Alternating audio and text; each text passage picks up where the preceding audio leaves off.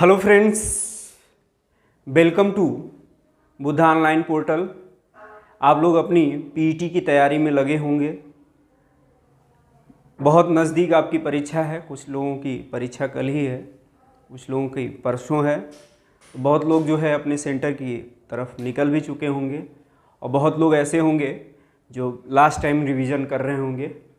तो आप लोगों की बहुत डिमांड भी थी कि एक ऐसा मास्टर वीडियो बनाया जाए जिसमें बहुत सारी परीक्षाओं के स्टैटिक जीके जीएस और साथ साथ करंट अफेयर्स को इंक्लूड किया जाए। तो उसी इम्पॉर्टेंस को ध्यान में रखते हुए पेट एग्ज़ाम 2022 के लिए बहुत इम्पॉर्टेंट स्टैटिक जीके जीएस और साथ में डायनेमिक करंट अफेयर्स का रैपिड फायर राउंड हम लोग सेशन लेकर आए हैं। और एक बार जो है परीक्षा से पहले इस रैपिड फायर राउंड को ज़रूर देख लीजिएगा, क्योंकि बहुत सारी परीक्षाओं के क्वेश्चन इसमें डाले गए हैं और आपके लिए बहुत इम्पॉर्टेंट होने वाला है। जो भी मैटर है आप उसका स्क्रीनशॉट लेते रहिएगा। बहुत इम्पॉर्टेंट कंटेंट है और आपको बहुत मदद करेगा, आपकी परीक्षा को बहुत आसान बनाएगा और आपको निश्चित रूप से सफलता दिलाएगा। तो आइए हम शुरू करते हैं अपना सेशन रैपिड फायर राउंड। और इससे बाहर कुछ नहीं, जैसा कि इसमें आप देख रहे होंगे डिस्प्ले में बताया गया है। तो बात करते हैं शिक्षा का अधिकार, जो कि आप जानते हैं कि मौलिक अधिकार हैं। जो वर्तमान में 6 मौलिक अधिकार हैं उसमें शिक्षा का अधिकार भी मौलिक अधिकार है। और यह संविधान में किस संशोधन द्वारा जोड़ा गया है, बहुत सारी परीक्षाओं में इसे पूछा गया है। तो ध्यान रखिएगा, ये 86वें संविधान संशोधन के द्वारा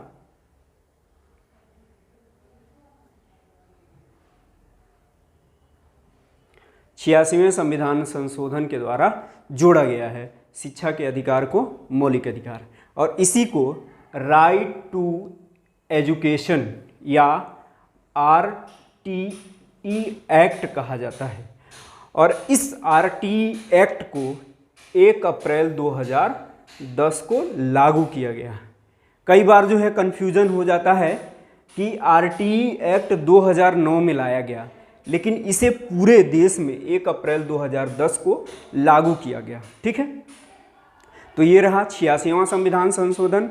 इसके बाद 42वां जो संविधान संशोधन है, इस पर बहुत क्वेश्चन पूछे गए हैं। आप जानते हैं कि ये भारतीय संविधान का सबसे बड़ा संविधान संशोधन है और इस संविधान संशोधन के तहत ही भारतीय संविधान में मौलिक कर्तव्य जोड़ा गया।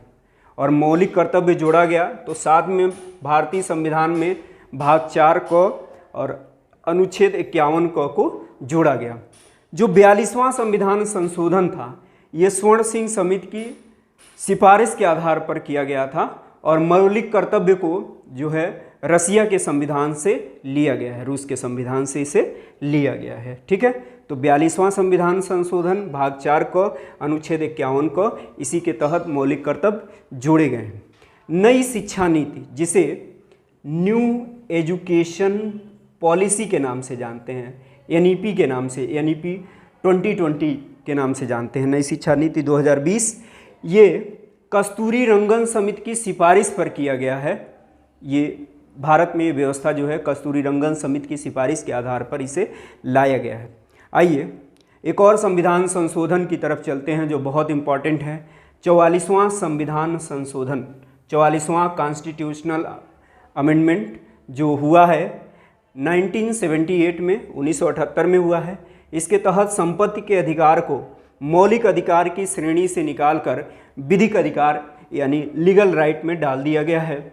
और जहां डाला गया है उसे संबंधित अनुच्छेद 300 क है। अगला जो बहुत ही महत्वपूर्ण कंटेंट है वो GST से रिलेटेड है। GST का जो आप देखिए यहाँ पर, GST का मतलब है गुड्स एंड सर्विसेज टैक्स। ये 1 जुलाई 2017 को लागू किया गया है भारत में और कहा गया कि एक देश एक कर 101वां संविधान संशोधन अधिनियम है। ध्यान रखिए 101वां संविधान संशोधन अधिनियम है और 122वां संविधान संशोधन विधेयक है। विधेयक के रूप में 122वां है लेकिन अधिनियम के रूप में 101वां है और यह समवर्ती सूची का विषय है। आप जानते हैं कि समवर्ती सूची के विषय पर राज्य और केंद्र जो है दोनों कानून बना सकते हैं। विजय केलकर समिति के सिफारिश के आधार पर भारत में जीएसटी को लागू किया गया और जो जीएसटी परिषद है भारत में, जीएसटी काउंसिल है, यह सहकारी संघवाद का उदाहरण है। जीएसटी काउंसिल का जो प्रमुख होता है वो भारत सरकार का वित्त मंत्री और वर्तमान में वित्त मंत्री हैं निर्मला सीतारमण। ठीक है, 2022 में जो जीएसटी परिषद की बैठक हुई है, ये बैठक का आयोजन किया गया है चंडीगढ़ में। तो देखिए GST goods and services tax अप्रत्यक्ष कर है, 1 जुलाई 2017 को लागू किया गया। 101वां संविधान संशोधन अधिनियम 2016 है, समवर्ती सूची का विषय है। विजय केलकर समिति के सिफारिश के आधार पर इसे लागू किया गया है। जीएसटी काउंसिल जो सहकारी संघवाद का उदाहरण है, इसका प्रमुख भारत सरकार का वित्त मंत्री होता है और वर्तमान में महिला वित्त मंत्री हैं जिनका नाम निर्मला सीतारमण है। 2022 में जीएसटी परिषद की बैठक हुई है चंडीगढ़ में, आप इसका स्क्रीनशॉट ले सकते हैं। चलते हैं नेक्स्ट टॉपिक की तरफ। देखिए जो वर्तमान में आरबीआई के गवर्नर हैं इनका नाम है शक्तिकांत दास। बहुत इंपॉर्टेंट रहता है, कई परीक्षाओं में जो है आरबीआई गवर्नर का नाम पूछा जाता है। देखिए एक बहुत इंपॉर्टेंट टॉपिक ये रहता है कि मिलिट्री एक्सरसाइज पूछे जाते हैं, सैन्य अभ्यास पूछे जाते हैं। तो कुछ सैन्य अभ्यास हुए हैं जो बहुत सारी परीक्षाओं में पूछे गए हैं, तो उनको हम लोगों ने समाहित किया है। आशा करते हैं आपके लिए बहुत उपयोगी होगा। तो चलते हैं, शुरू करते हैं मिलिट्री एक्सरसाइज। देखिए अल नजाह 4 संयुक्त सैन्य अभ्यास है 2022 में भारत और ओमान के बीच यह मिलिट्री एक्सरसाइज किया गया। इसका नाम है अल नजाह 4। ठीक है, अगला मिलिट्री एक्सरसाइज है उदार शक्ति जो भारत और मलेशिया के बीच हुआ है। ठीक है, अगला है मित्र शक्ति जो भारत और श्रीलंका के बीच है। डस्टलिक भारत और उज्बेकिस्तान के बीच है।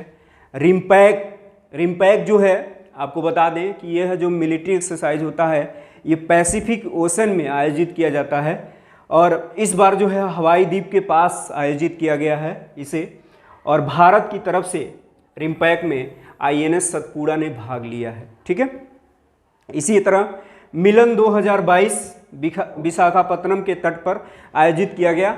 ये भारतीय नौसेना का सैन्य अभ्यास है।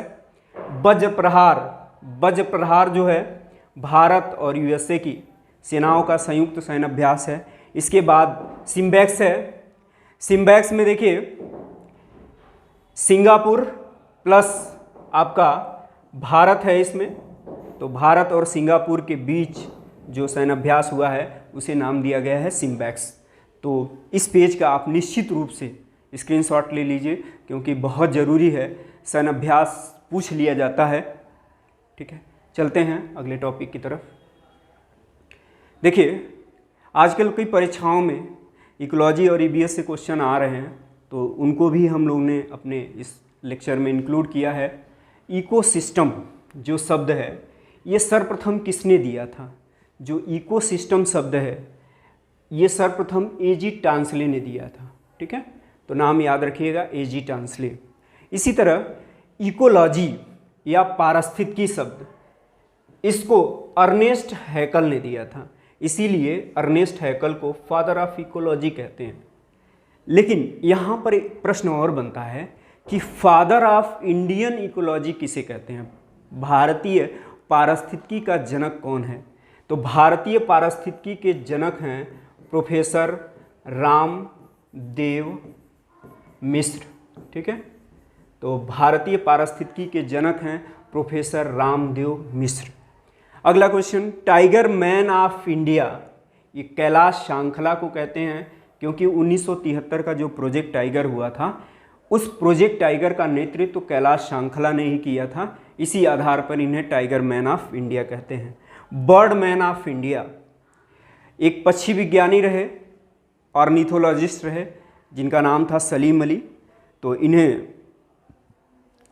बर्ड मैन ऑफ इंडिया कहा जाता है। इसी तरह वाटर मैन ऑफ इंडिया, ये डॉक्टर राजेंद्र सिंह हैं, इसलिए वाटर मैन ऑफ इंडिया कहा जाता है क्योंकि वाटर शेड मैनेजमेंट के तहत ये बहुत सारे जो वाटर बॉडीज़ हैं उसको पुनर्जीवित करने के लिए अभियान चलाए हैं, इसीलिए इन्हें भारत का जल पुरुष कहा जाता है।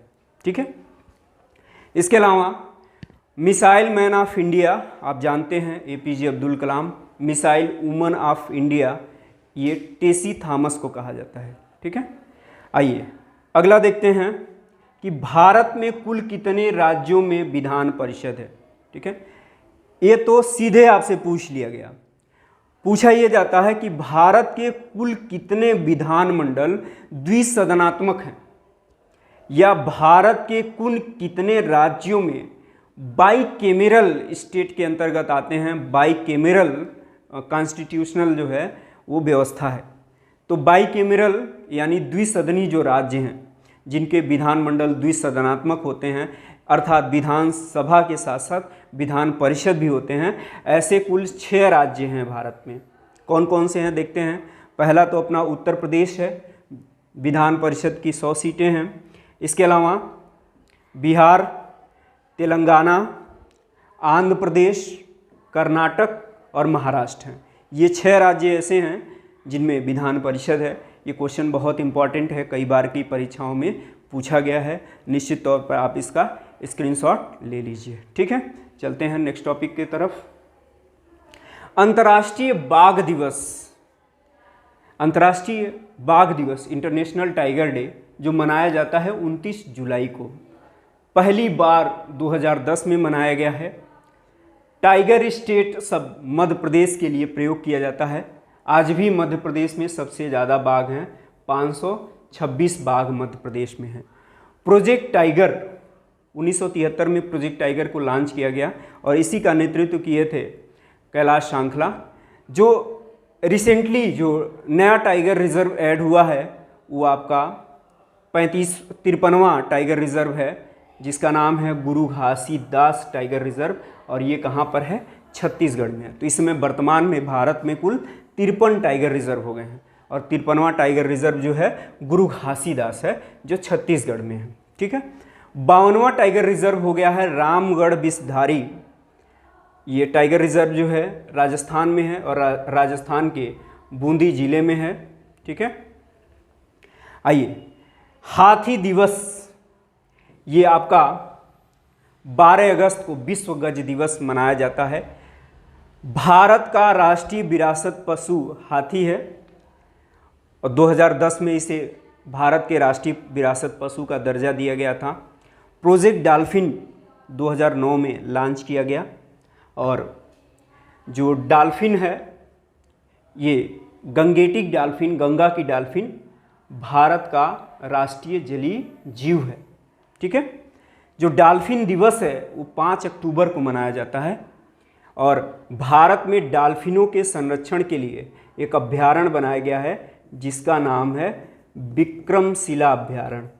ठीक है, याद रखिएगा, विक्रमशिला अभयारण्य, और यह बिहार के भागलपुर में बनाया गया है। कहाँ बनाया गया है? विक्रमशिला अभयारण्य जो है ये बिहार के भागलपुर में गंगा नदी के डॉल्फिन के लिए बनाया गया है। तो डॉल्फिन दिवस जो है 5 अक्टूबर को मनाया जाता है, ये भी आपके लिए बहुत इम्पॉर्टेंट है। ठीक है, 27 सितंबर से 10 अक्टूबर 2022 तक 36वें राष्ट्रीय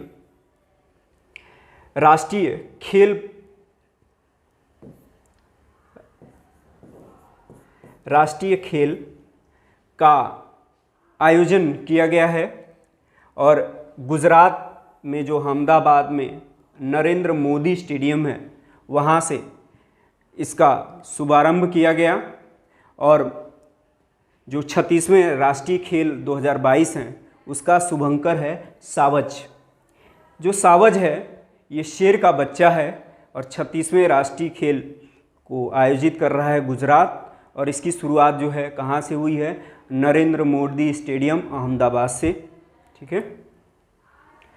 60वें राष्ट्रीय फिल्म पुरस्कारों में बेस्ट एक्टर का अवार्ड जो है किसे दिया गया? तो ये बेस्ट एक्टर का अवार्ड दिया गया है अजय देवगन को। ठीक है। और तानाजी फिल्म के लिए दिया गया है। इसके अलावा सूर्या को दिया गया है, जो तमिल फिल्मों के एक्टर हैं। संयुक्त रूप से दोनों को, अजय देवगन को और सूर्या को जो है बेस्ट एक्टर का अवार्ड दिया गया है। 94वें ऑस्कर पुरस्कार 2022 में बेस्ट एक्टर का अवार्ड जो है बिल स्मिथ को दिया गया है। ठीक है। बेस्ट एक्ट्रेस का अवार्ड जेसिका चेस्टन को दिया गया है। बेस्ट डायरेक्टर का अवार्ड जॉन कैंपियन को दिया गया है। और जो बेस्ट फिल्म रही है उसका नाम है कोड़ा। ठीक है। तो 94वें ऑस्कर अवार्ड के लिए बेस्ट फिल्म रही है आपकी कोड़ा।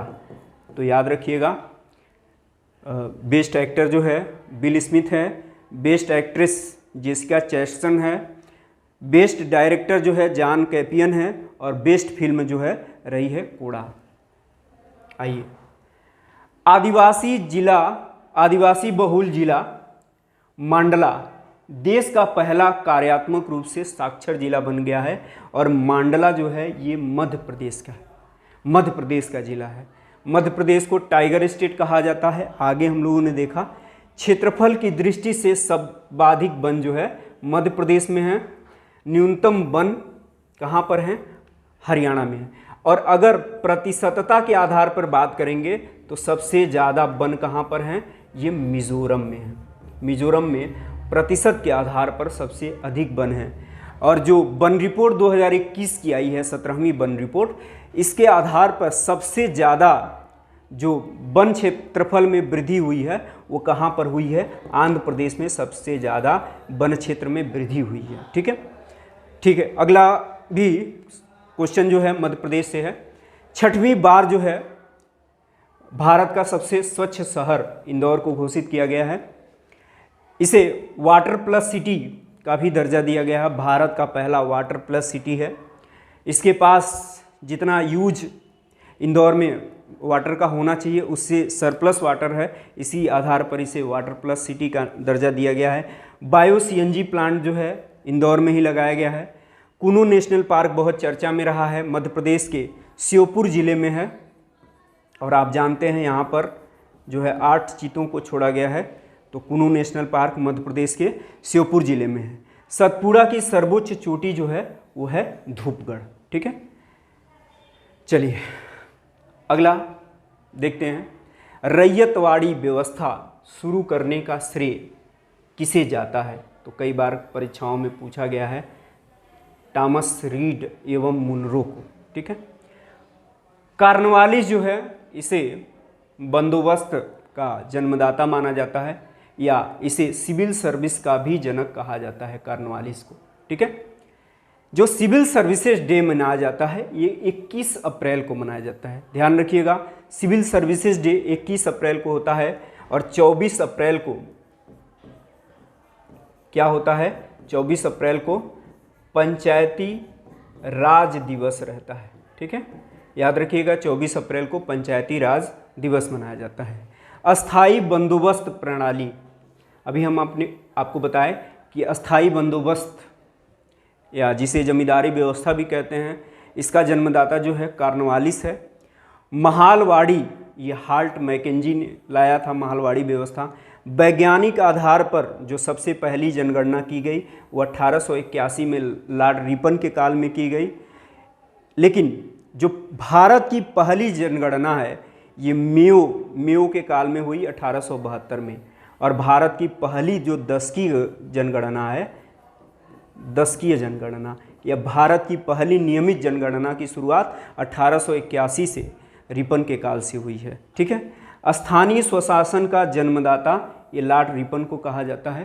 तो ये क्वेश्चन जो है आपके लिए बहुत इंपॉर्टेंट है, आप इसका स्क्रीनशॉट ले सकते हैं।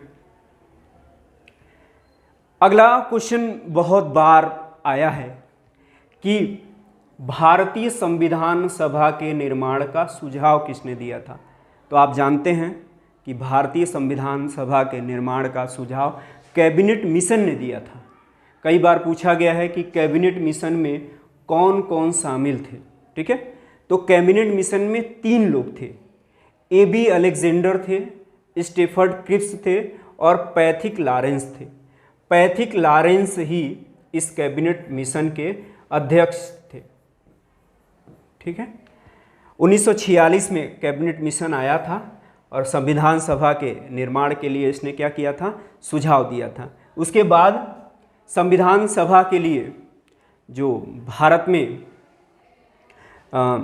निर्वाचन हुआ, जो संविधान सभा के प्रतिनिधियों को जब चुना जाना था, तो एक सीट पर 10 लाख की जनसंख्या पर एक सीट यानी एक प्रतिनिधि को चुना गया और इस आधार पर 389 प्रतिनिधि चुने गए, जिसमें 93 जो है प्रतिनिधि ये देशी रियासतों से थे और 296 सदस्यों का क्या हुआ था, निर्वाचन हुआ था। ठीक है, आइए यहाँ पर देखिए कैबिनेट मिशन का जो अध्यक्ष है वो कौन है, पैथिक लॉरेंस है। एक बार फिर से आपको रिपीट कराया जा रहा है। 1932 में सांप्रदायिक पंचायत, जिसे कम्युनल अवार्ड भी कहते हैं, ये किसके समय में आया, रैमजे मैकडोनाल्ड के द्वारा जो है ये लाया गया कम्युनल अवार्ड। तो बहुत सारी परीक्षाओं में पूछा गया है कि कम्युनल अवार्ड कब आया है, तो 1932 में आया है। ठीक है, चंडीगढ़ एयरपोर्ट का नया नाम शहीद भगत सिंह अंतर्राष्ट्रीय एयरपोर्ट रखा गया है। ठीक है, तो बहुत इंपॉर्टेंट क्वेश्चन है, बहुत सारी परीक्षाओं में इसे पूछा जाएगा और पेट के लिए भी बहुत इंपॉर्टेंट है कि चंडीगढ़ एयरपोर्ट का नया नाम क्या रखा गया है, शहीद भगत सिंह अंतर्राष्ट्रीय एयरपोर्ट रखा गया है। शहीद जो भगत सिंह हैं, इन्हें लाहौर षड्यंत्र केस में 23 मार्च 1931 में फांसी दी गई थी। कहाँ दी गई थी, लाहौर जेल में दी गई थी। ठीक है, और केवल भगत सिंह को ही नहीं दी गई थी, भगत सिंह के साथ राजगुरु और सुखदेव को भी फांसी दी गई थी। इनकलाब जिंदाबाद का जो नारा है वो भगत सिंह ने दिया था। औरंगाबाद जो महाराष्ट्र का एक ज़िला है उसका नाम बदलकर संभाजी नगर कर दिया गया है। स्वराज पार्टी की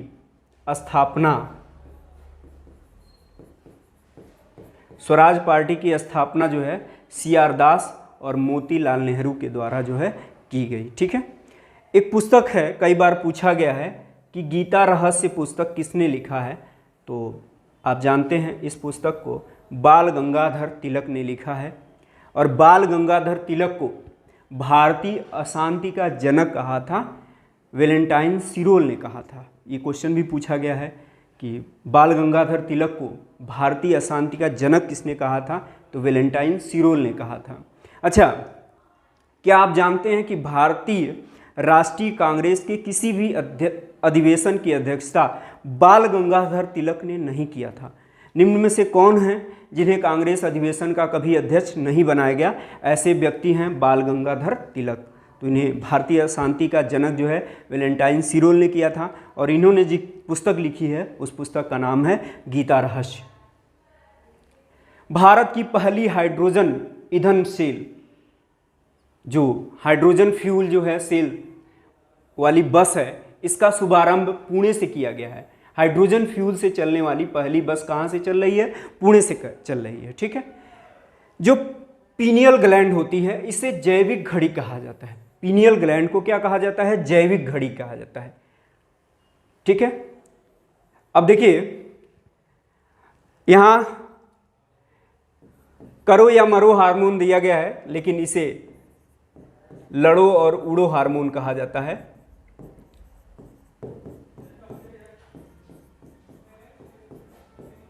और लड़ो और उड़ो हार्मोन जो है एड्रिनल ग्रंथि से इसका स्राव होता है। सबसे बड़ी जो ग्रंथि होती है वो लीवर होती है। सबसे बड़ी अंतःस्रावी जो ग्रंथि होती है ये थायराइड ग्लैंड होती है। मास्टर ग्लैंड प्यूटिटरी ग्लैंड को कहते हैं, पीयूष ग्रंथि को कहते हैं। इसके अलावा जो ग्रोथ हार्मोन है उसका सिक्रेशन भी जो है प्यूटिटरी ग्लैंड से होता है। लीवर खराब होने से जो रोग होता है ये हेपेटाइटिस बी होता है, हेपेटाइटिस। इसके अलावा और भी दशाओं में लीवर एक सिरोसिस रोग होता है जो भी लीवर से संबंधित है, ठीक है। तो यहाँ पर एक बार देख लीजिए फिर से, पीनियल ग्लैंड जो है इसको जैविक घड़ी कहते हैं। लड़ो और उरो हार्मोन, करो या मरो हार्मोन जो है एड्रिनल ग्रंथि से स्रावित होता है। सबसे बड़ी ग्रंथि लीवर है, सबसे बड़ी अंतःस्रावी ग्रंथि थायराइड है।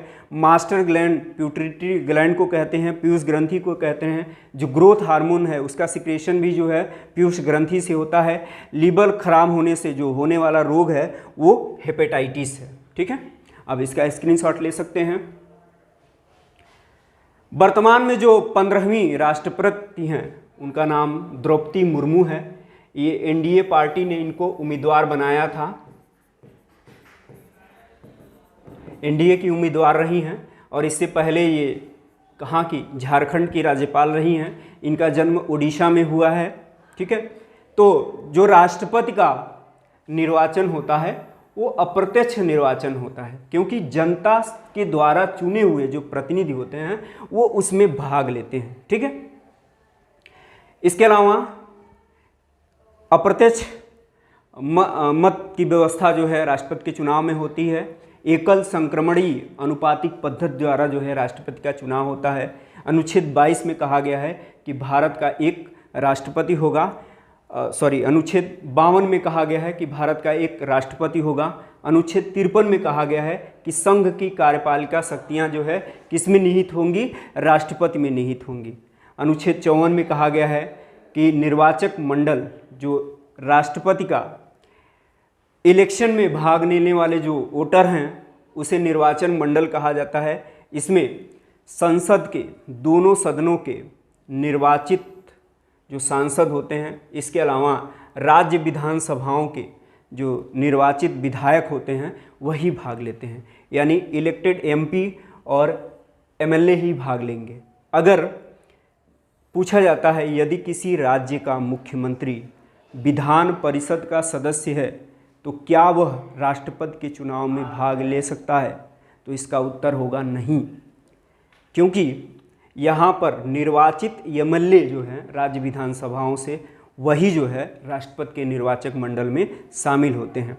अनुच्छेद 55 में बताया गया है कि राष्ट्रपति का जो निर्वाचन है वो अप्रत्यक्ष निर्वाचन है। अनुच्छेद 61 में महाभियोग लाया गया है, जो संसद के किसी भी सदन में महाभियोग लाया जा सकता है, लेकिन महाभियोग लाने से 14 दिन पहले राष्ट्रपति को क्या करना होता है, सूचित करना होता है। राष्ट्रपति को शपथ दिलाने का काम भारत के मुख्य न्यायाधीश करते हैं और जो द्रौपदी मुर्मू हैं इनको शपथ दिलाए हैं एन.वी. रमन्ना। और आप जानते हैं वर्तमान में जो भारत के 49वें मुख्य न्यायाधीश हैं वो आपके इसमें 49वें मुख्य न्यायाधीश उदय उमेश ललित हैं, लेकिन 50वें मुख्य न्यायाधीश की भी घोषणा हो गई है और 50वें मुख्य न्यायाधीश डी.वाई. चंद्रचूड़ बनने वाले हैं, ठीक है। राष्ट्रपति द्वारा जो अध्यादेश जारी किया जाता है उसे अनुच्छेद 123 में राष्ट्रपति द्वारा जारी किया गया अध्यादेश जो है अनुच्छेद 123 में वर्णित है। और राष्ट्रपति की जो क्षमादान शक्ति है वो अनुच्छेद 72 में। देखिए, मृत्युदंड के मामले में जो क्षमादान है वो केवल राष्ट्रपति द्वारा ही दिया जा सकता है। राष्ट्रपति का क्षमादान अनुच्छेद 72 में है, जबकि राज्यपाल द्वारा दिया गया क्षमादान अनुच्छेद 161 में है। 161 में किसका है क्षमादान? राज्यपाल। लेकिन राज्यपाल जो है मृत्युदंड के मामले में इसे क्षमादान की शक्ति नहीं मिली हुई है। तो ये राष्ट्रपति के से संबंधित चीज़ें हैं, आप इसका स्क्रीनशॉट ले लीजिए। जो इस समय क्लासिकल लैंग्वेज हैं भारत में, शास्त्रीय भाषाएं हैं, ये 6 हैं। जो नवीनतम शास्त्रीय भाषा है ये उड़िया है, ठीक है। इसमें भारत में 8 शास्त्रीय नृत्य हैं, क्लासिकल डांस हैं। और जो नवीनतम डांस है क्लासिकल, ये सत्रिया है असम का। भारत में जो साइलेंट वैली है, पूछा जाता है शांत घाटी या साइलेंट वैली, ये केरल में। साइलेंट वैली किस लिए है? सर्वाधिक जैव विविधता वाला स्थान है भारत में। इसके अलावा सिलिकॉन वैली जो कंप्यूटर उद्योग के लिए है वो बंगलुरु में है आपका। फूलों की घाटी जो है ये उत्तराखंड में है। जूको घाटी ये नागालैंड में है, नागालैंड और मणिपुर की सीमा पर है। ठीक है, तो साइलेंट वैली केरल में, सिलिकॉन वैली बंगलुरु में, फूलों की घाटी या वैली ऑफ फ्लावर्स उत्तराखंड में, जूको घाटी नागालैंड में। इसके अलावा पूछा जाता है क्वेश्चन कि आपका जो, चलिए घाटी से संबंधित मैटर हो गया। अब नेक्स्ट पे आते हैं।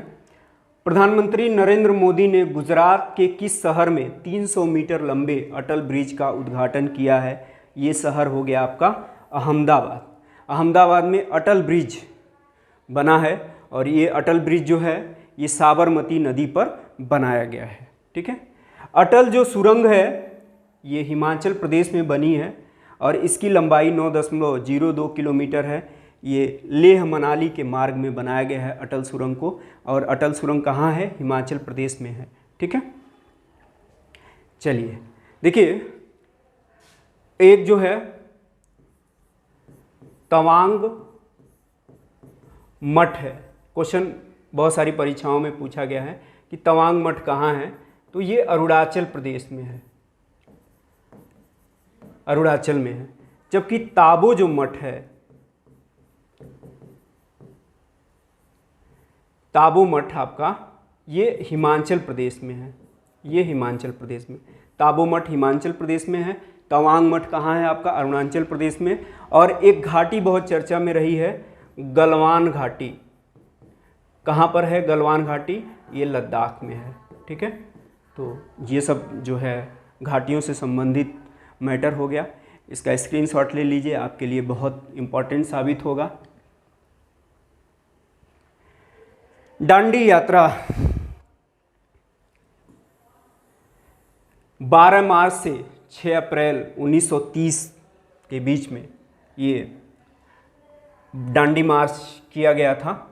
और जो दांडी है ये गुजरात के नवसारी ज़िले में है और साबरमती से दांडी तक की यात्रा जो है गांधी जी ने किया था। उनके साथ इस दांडी यात्रा में कुल 78 अनुयायियों ने भाग लिया था और यह दांडी यात्रा जो है सविनय अवज्ञा आंदोलन के दौरान की गई थी।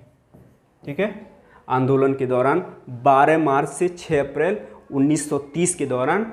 और जो गांधी जी का आश्रम था साबरमती, उस साबरमती से जो नवसारी ज़िले में दांडी था वहाँ तक गए थे। इस दांडी यात्रा में 78 अनुयायियों ने गांधी जी के साथ भाग लिया था और यह आंदोलन जो है सविनय अवज्ञा आंदोलन के तहत इस दांडी यात्रा को किया गया था। विश्व का सबसे ऊंचा रेल पुल जो है ये चिनाब नदी पर बनाया गया है। चिनाब नदी पर जो है विश्व का सबसे ऊंचा रेल पुल भारत ने बना लिया है। ये कहाँ पर है? जम्मू और कश्मीर में। स्टैचू ऑफ इक्वेलिटी, इसकी चर्चा पहले भी हम लोग कर चुके हैं, फिर एक बार देखिए। स्टैचू ऑफ इक्वेलिटी जो है रामानुजाचार्य की मूर्ति है और ये हैदराबाद में है। स्टैचू ऑफ यूनिटी जो कि सरदार वल्लभ भाई पटेल की मूर्ति है, ये केवड़िया गुजरात में है। स्टैचू ऑफ पीस पाली राजस्थान में है। Statue of knowledge Latur Maharashtra में है। देखिए स्टैचू जो हैं इससे ज़रूर क्वेश्चन आएगा, आप निश्चित रूप से इस पेज का जो है आप स्क्रीनशॉट ले सकते हैं। भारत की सर्वश्रेष्ठ फुटबॉलर महिला, ये मनीषा कल्याण को घोषित किया गया है कि भारत की सर्वश्रेष्ठ फुटबॉलर महिला है, नाम है मनीषा कल्याण। फीफा विश्व कप 2022 का आयोजन कतर में होगा। अंडर 17 महिला विश्व कप का आयोजन भारत में होगा। हॉकी विश्व कप 2023 ये ओडिशा में आयोजित होगा। भारत का सबसे बड़ा हॉकी स्टेडियम जो है ये बिरसा मुंडा स्टेडियम राउरकेला में है। ध्यान रखिएगा, भारत का सबसे बड़ा हॉकी स्टेडियम जो है ये बिरसा मुंडा स्टेडियम है जो राउरकेला में होगा। और हॉकी विश्व कप 2023 जो है ये ओडिशा में ही खेला जाएगा। किस संविधान संशोधन द्वारा मंत्रिपरिषद के आकार को तय किया गया था? 51वां संविधान संशोधन 2003 के तहत मंत्रिपरिषद के आकार को निर्धारित किया गया था। ठीक है, इसके साथ ही हम आपको बताते चलें कि जो लघु संविधान संशोधन है ये 42वें संविधान संशोधन 1976 को कहते हैं। और बार बार जोर दे रहे हैं क्योंकि बहुत इंपॉर्टेंट है, बहुत सारी परीक्षाओं में पूछा गया है। 91वां संविधान संशोधन जो है, जो आपका 2003 में किया गया, इसमें ये कहा गया कि राज्यों में जो मंत्री परिषद होंगे ये कुल सदस्य संख्या के 15% से अधिक नहीं होने चाहिए। और केंद्र शासित प्रदेश दिल्ली में कहा गया कि कुल सदस्य संख्या के 10% से अधिक नहीं होने चाहिए। ठीक है, देखिए संविधान जो संशोधन किया जाता है वो आर्टिकल 368 के तहत किया जाता है। और संविधान संशोधन की जो प्रक्रिया अपनाई जाती है उसका स्रोत जो है हमने प्राप्त किया है कहाँ से? दक्षिण अफ्रीका से प्राप्त किया है। वर्तमान में 105 संविधान संशोधन हुए हैं। जो 99वां संविधान संशोधन है जिसमें न्यायिक नियुक्ति आयोग, ठीक है, नेशनल जुडिशियल अपॉइंटमेंट कमीशन था, उसे रद्द कर दिया था, सुप्रीम कोर्ट में रद्द कर दिया था कि न्यायिक नियुक्ति आयोग नहीं होगा।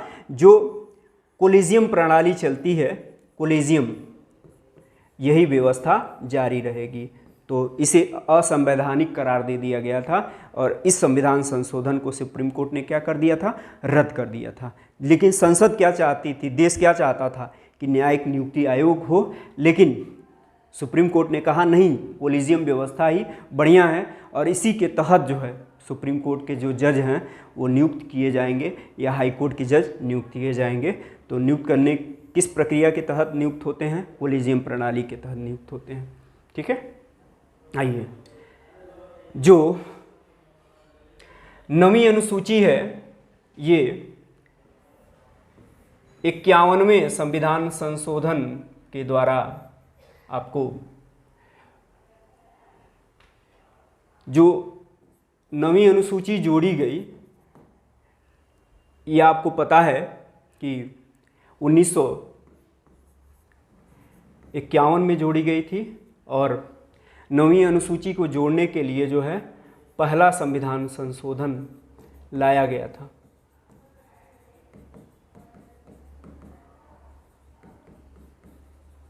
ठीक है, पहला संविधान संशोधन जो है वो इसी से संबंधित था कि भारतीय संविधान में जो है नवीं अनुसूची को जोड़ा जाए। कोई मंत्री बिना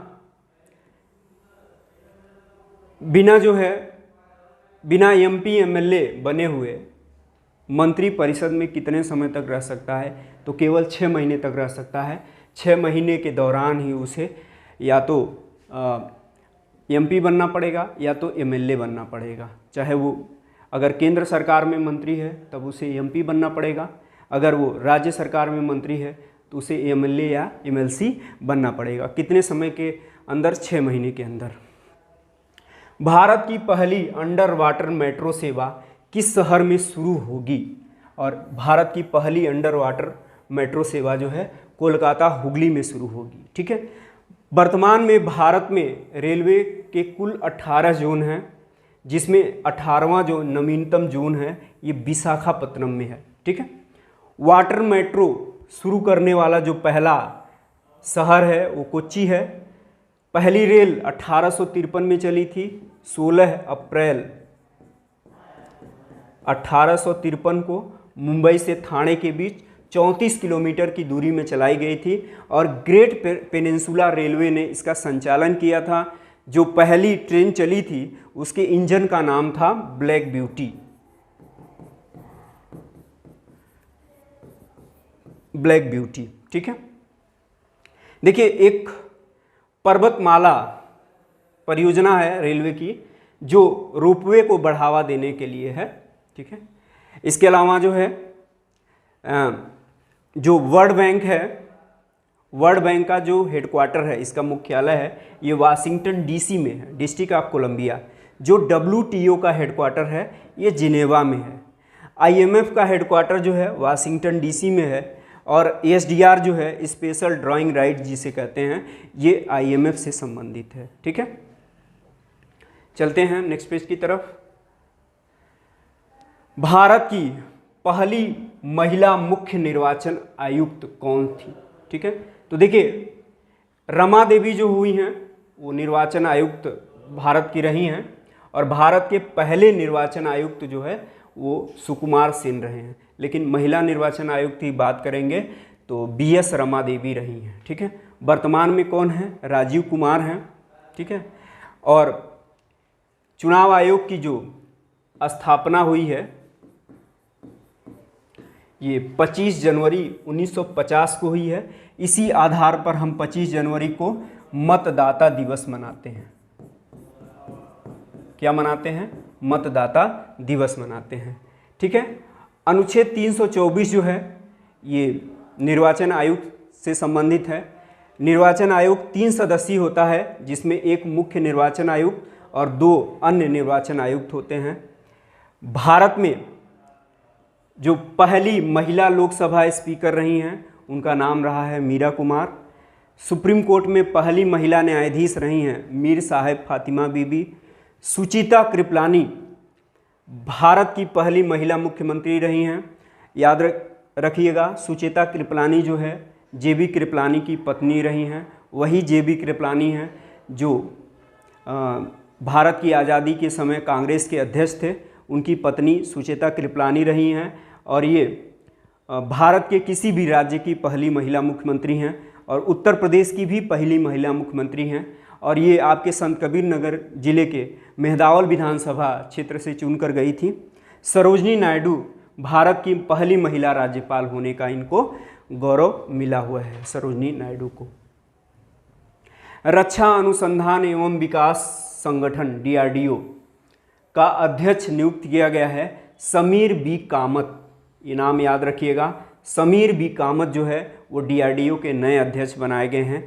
1 जनवरी 1958 को DRDO की स्थापना हुई थी। इसका हेडक्वार्टर जो है नई दिल्ली में है। इसका जो ध्येय वाक्य है, इसका जो मोटो है वो है बलस्य मूलम विज्ञानम।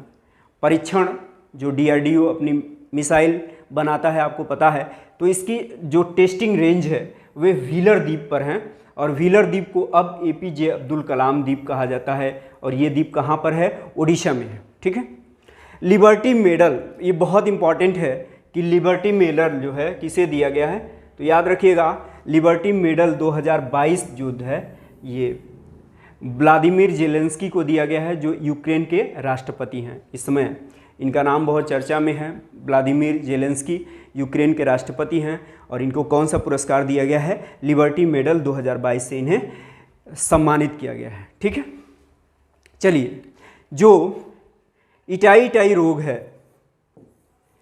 ये कैडमियम प्रदूषण से संबंधित है। ठीक है, देखिए पेयजल में कुछ प्रदूषण होता है तो उससे रोग हो जाता है। जो इटाई रोग है, इटाई ये कैडमियम के कारण होता है। ठीक है, जो मिनीमाता रोग है ये पेयजल में जब पारे की अधिकता हो जाती है तब मिनीमाता रोग होता है। पेयजल में नाइट्रेट की अधिकता हो जाती है तब ब्लू बेबी सिंड्रोम होता है। पेयजल में जब आर्सेनिक की अधिकता हो जाती है तो ब्लैकफुट रोग होता है। कमरे के तापमान पर कौन सी जो है धातु लिक्विड अवस्था में रहती है, और ये भी जो है पारा ही है। नाइट्रेट, पेयजल में आप जानते हैं कि पेयजल में जो है नाइट्रेट की जब अधिकता हो जाएगी तो कौन सा रोग होगा? ब्लू बेबी सिंड्रोम हो जाएगा। ठीक है, और पेयजल में जब फ्लोराइड की अधिकता हो जाएगी तो इससे फ्लोरोसिस रोग होता है, जिससे जो है दांत खराब होने लगते हैं। राजस्थान के पेयजल में जो है फ्लोराइड की अधिकता है। इसके अलावा पश्चिम बंगाल के पेयजल में जो है आर्सेनिक की अधिकता है, तो एक वहाँ पर लोकल डिजीज़ होता है जिसको संखिया कहते हैं। श्रीलंका में आप जानते हैं आर्थिक आपातकाल लगा हुआ था। वहाँ के नए जो प्रधानमंत्री बने हुए हैं उनका नाम है दिनेश गुणवर्धने, और जो नए राष्ट्रपति बने हैं उनका नाम रानिल विक्रमसिंघे है। ठीक है, तो श्रीलंका के नए प्रधानमंत्री दिनेश गुणवर्धने हैं, श्रीलंका के नए राष्ट्रपति जो हैं रानिल विक्रमसिंघे हैं। पाक जो जल संधि है, पाक जल संधि भारत और श्रीलंका के बीच की जलीय सीमा निर्धारित करती है। ठीक है, एशिया कप 2022 का जो विजेता रहा है वो श्रीलंका रहा है। एशिया कप पे हम आपको एक वीडियो बना चुके हैं, आपको पढ़ा चुके हैं। आसियान के जो सदस्य देश हैं ये 10 हैं। आसियान का जो हेडक्वार्टर है इस जकार्ता में है, इंडोनेशिया में। सार्क के सदस्य देश 8 हैं। सार्क का जो हेडक्वार्टर है ये काठमांडू में है। लोक लेखा समिति में 22 सदस्य होते हैं, जिसमें 15 लोकसभा से होते हैं, 7 राज्यसभा से होते हैं। लेकिन सबसे बड़ी संसदीय समिति जो होती है वो प्राक्कलन समिति होती है। कौन सी समिति होती है? प्राक्कलन समिति होती है। और प्राक्कलन समिति में 30 सदस्य होते हैं, और 30 सदस्य कहाँ से होते हैं? लोकसभा से होते हैं। कहाँ से होते हैं?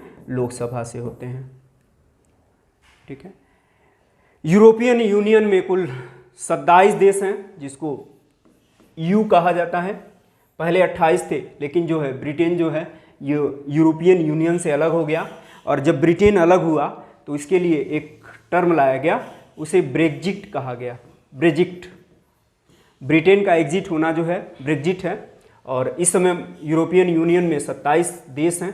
हेडक्वार्टर जो है ब्रुसेल्स है। जापान की मुद्रा येन है, चीन की मुद्रा युआन है, साउथ अफ्रीका की मुद्रा रेड है, ईरान की नई मुद्रा तुमान है। ये बहुत इंपॉर्टेंट है कि ईरान ने अपनी नई मुद्रा बनाया है जिसका नाम है तुमान।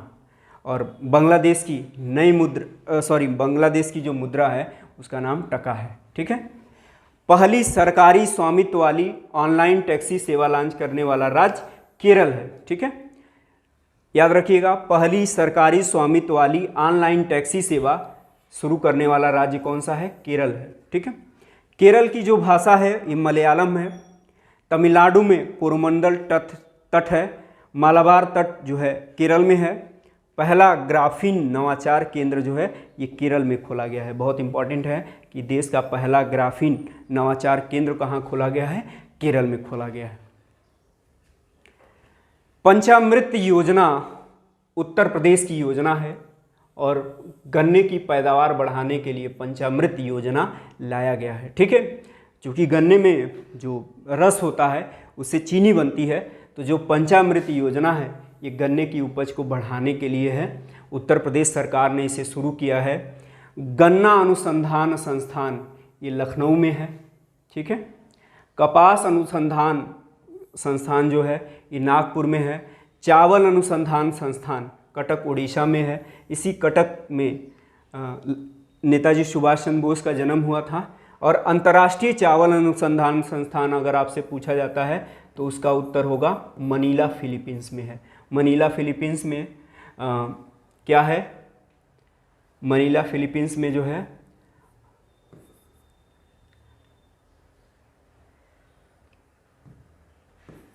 मनीला फिलीपींस में अंतर्राष्ट्रीय चावल अनुसंधान संस्थान है। जो केंद्रीय आलू अनुसंधान संस्थान है ये शिमला के कुफरी में है। ठीक है, याद रखिएगा, शिमला का एक जगह है कुफरी, और आलू की एक प्रजाति भी है। अमृत सरोवर, भारत का पहला अमृत सरोवर का निर्माण जो है उत्तर प्रदेश के रामपुर में किया गया है। नाइट सफारी पार्क जो है लखनऊ में बनाया गया है, और सिंगापुर मॉडल पर आधारित है नाइट सफारी पार्क। ठीक है, भारत की पहली पैरा बैडमिंटन अकादमी की जो है स्थापना की गई है ये लखनऊ में किया गया है। ठीक है, ब्रह्मोस विनिर्माण केंद्र भी लखनऊ उत्तर प्रदेश में स्थापित किया गया है।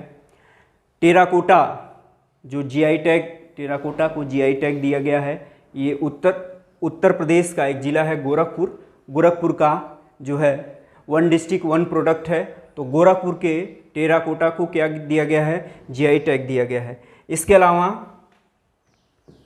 काला नमक चावल ये सिद्धार्थनगर का है।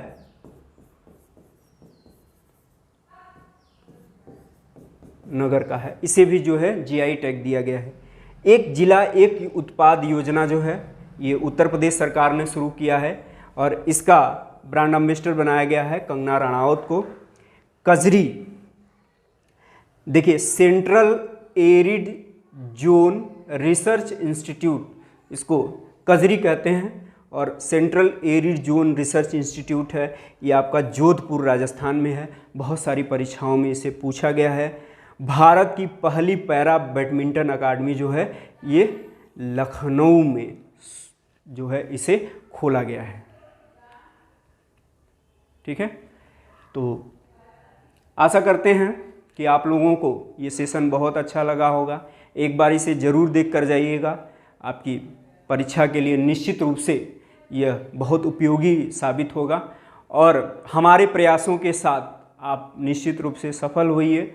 बहुत सारी शुभकामनाएं आपके आगामी परीक्षा के लिए, पेट की परीक्षा के लिए। बहुत बहुत धन्यवाद।